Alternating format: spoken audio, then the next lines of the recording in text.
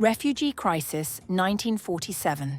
The partition of India in 1947 not only divided a country, but shattered millions of lives. At the heart of this tragedy was the Radcliffe Award, named after Sir Cyril Radcliffe, a British lawyer who had never been to India before.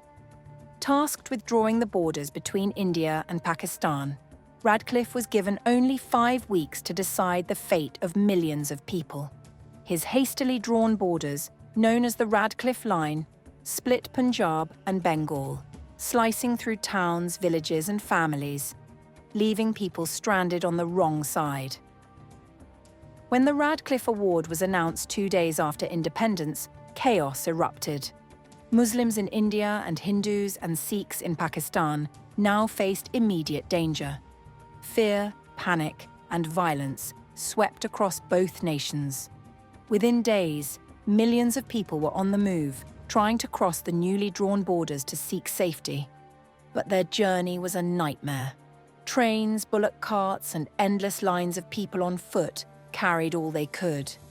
Along the way, armed mobs attacked, and caravans were ambushed.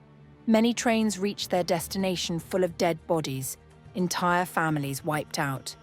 The violence was unimaginable, and so was the misery of those who survived. Refugees arrived in Pakistan with nothing but the clothes on their backs. There were no proper shelters, not enough food, and scarce medical supplies. Makeshift camps sprung up overnight, overflowing with hungry and wounded people. Food shortages became severe.